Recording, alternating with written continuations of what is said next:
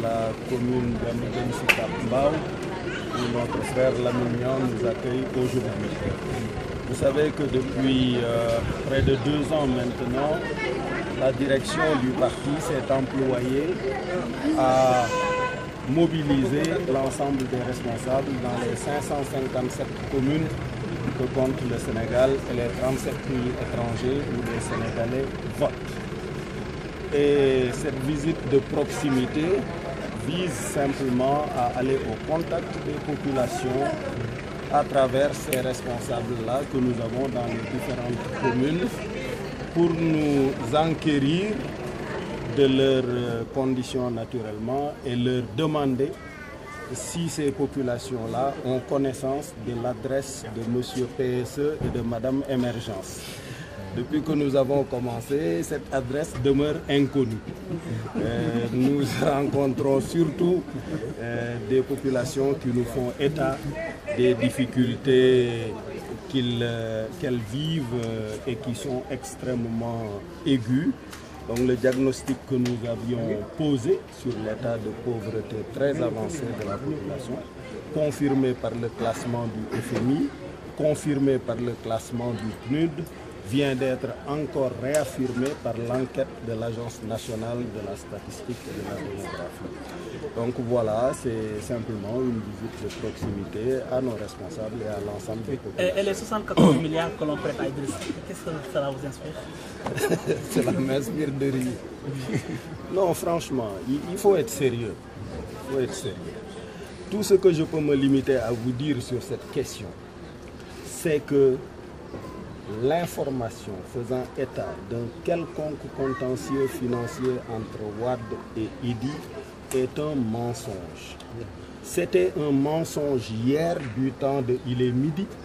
C'est un mensonge aujourd'hui du temps de Afrique confidentielle. Ce sera un mensonge demain et jusqu'à l'extinction du soleil. Que voulez-vous que je vous dise de plus?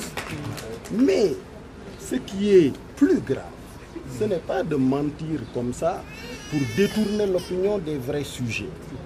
C'est de mentir au sujet de la réalité du Sénégal. C'est de manipuler les chiffres, d'annoncer des croissances de 6,4% pour masquer la réalité que l'enquête de l'Agence nationale de statistique devait révéler, de l'enquête que le FMI devait révéler. C'est ça qui est encore pire. Mais pour le reste, voilà, qu'est-ce que vous voulez que je dise? Et justement, la question référendaire, jusqu'à présent, le président est indécis? Absolument, ça fait partie des grosses questions. Mais il faut répondre à cette question-là. Quand est-ce qu'on ira à l'élection? Est-ce que vous pensez que pour une démocratie comme le Sénégal, où on vote depuis des siècles, où nous avions envoyé même des représentants en 1789, mais vraiment ce n'est pas acceptable que jusqu'à aujourd'hui on ignore encore le calendrier électoral. Là-dessus, je voudrais faire une recommandation simple mais solennelle au président Macky Sall. Quel que soit ce que les gens puissent lui dire, son unique intérêt, c'est de respecter sa parole. C'est d'organiser l'élection présidentielle conformément à son engagement en 2017. C'est ça ma recommandation. Le président qui demande à l'opposition de se taire, qu'est-ce que vous pouvez répondre par rapport à cela? Ben, d'accord, on se tait, on l'écoute. Une question.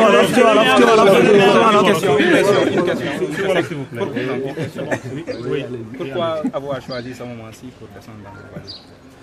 Mais puisque c'est un moment qui fait suite à la pause hivernale que nous avions observée, vous avez souvenir que nous avions commencé la tournée dans le Fouta, après dans l'Est, vers Bakel, Kédougou, dans le Sud, toute la Casamance, où il ne nous reste que la région de Kolda.